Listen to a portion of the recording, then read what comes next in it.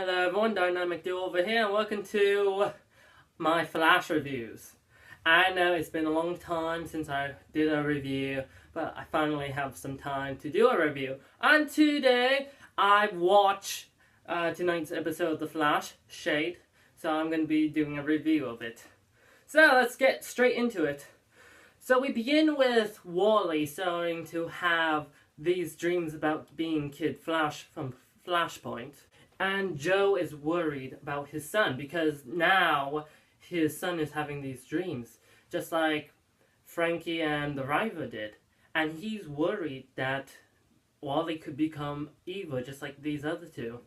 So Joe tells Barry that Wally's starting to have these dreams.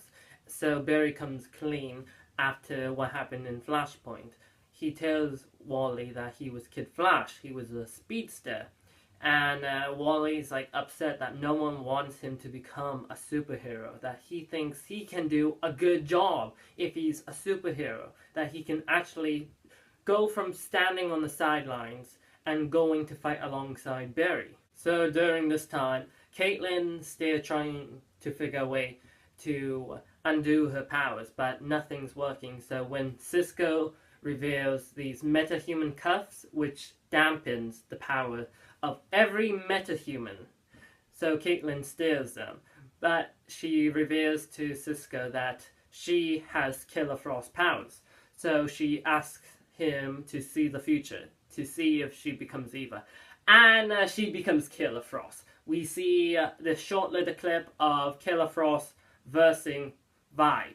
Like, it was pretty cool actually. Just seeing Vibe destroy one of those icicles that Killer Frost throws at him, it was pretty cool.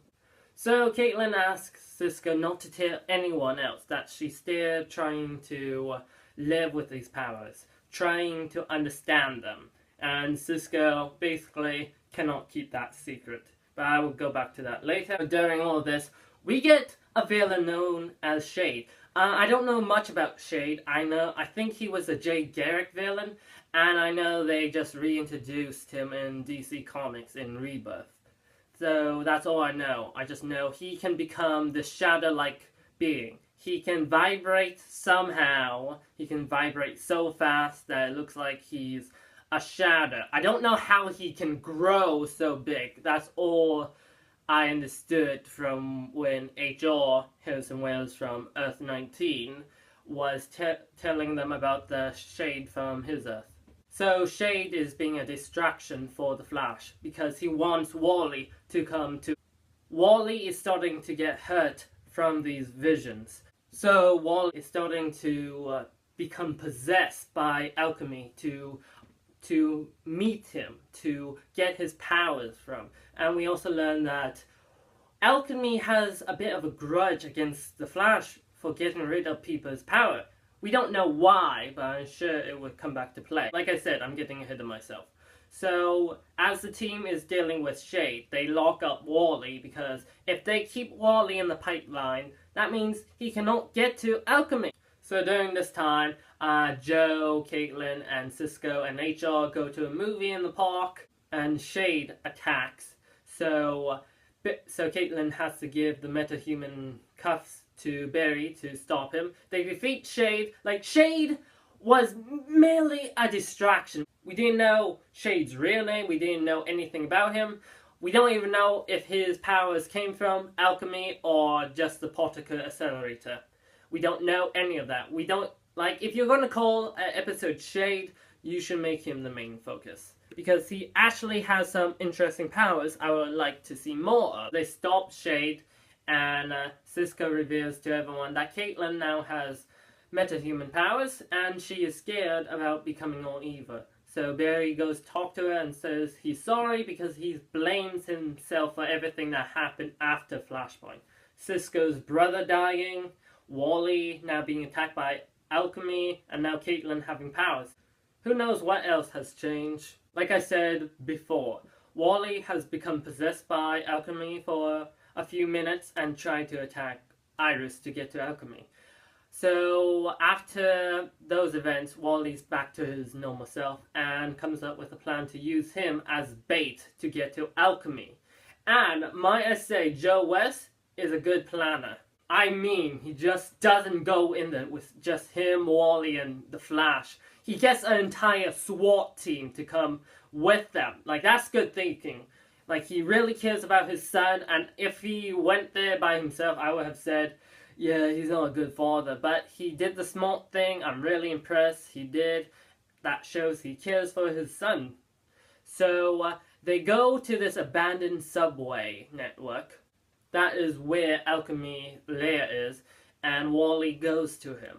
Like, you see all these people that look like monks, and they're bowing to the Philosopher's Stone. And for those that don't know, that's the stone that Alchemy uses to give back people's powers, and to restore their memories of Flashpoint, and to shoot lasers. Alchemy realizes this is a trap, and tells his monks to be alert. They grab knives and start to prepare themselves. Then the Flash comes straight in, gets rid of the monks, like put them in handcuffs, and tries to fight Alchemy.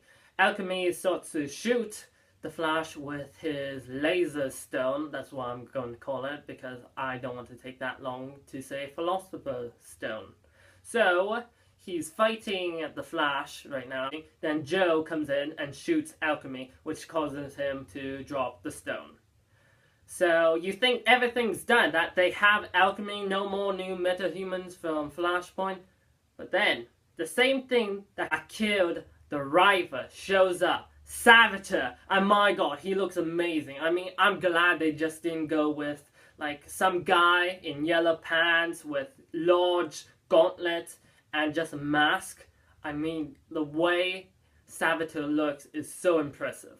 So what Savitar looks like, oh my god, he looks impressive. It's not a guy wearing a suit, it looks like a guy wearing a suit of armor. I mean, like, around the neck piece, you see like this blue light that comes out of like the neck, the mouth, and the eyes. You have like these robotic arms that are like 2 times bigger than my hand, my entire arm, and he's like holding the Flash up with one hand against a wall, and it just looks so impressive. Like, I was scared they were just going with some guy in a costume, but this looks like an interesting threat.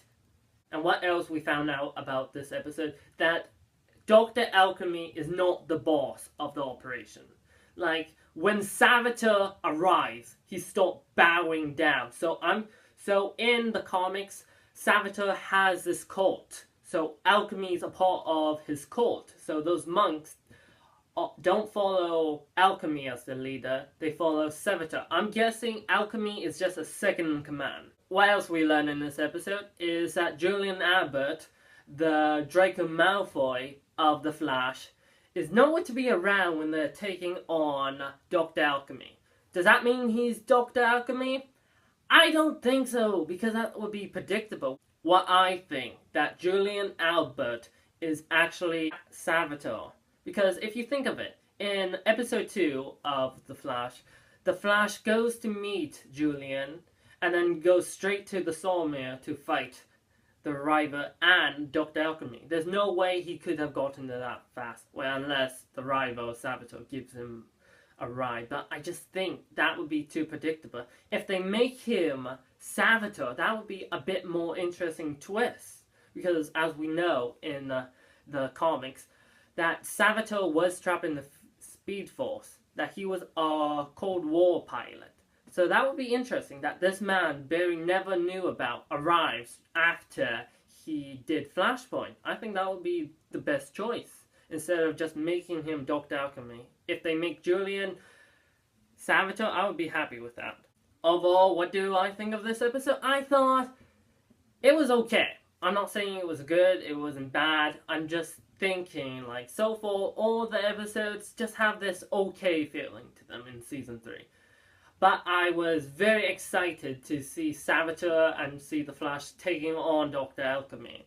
But I just didn't like the stuff going on with Shade. I really didn't care about him because he was not the main focus of the episode. Like, he's one of the classic Flash villains, and it's a shame they didn't give him his own full episode. I'm also excited to see what they do with Wally. I mean, at the very end of the episode, you see him picking up the Philosopher's Stone and gets surrounded by this Krista war, basically. So he's going to become Kid Flash again. So that's exciting to see. I really can't wait to see how Joe reacts, how Iris reacts, and if this is going to change Wally. So overall, I give this episode a 6 out of 10. Like, I like the stuff with Savitar and Dr. Alchemy and Wally, but everything else I was not into. I mean, like, they set up some nice teasers with, like, Killer Frost, but everything else I was not interested in. So, I'm the Dynamic Do-Over. Till next time.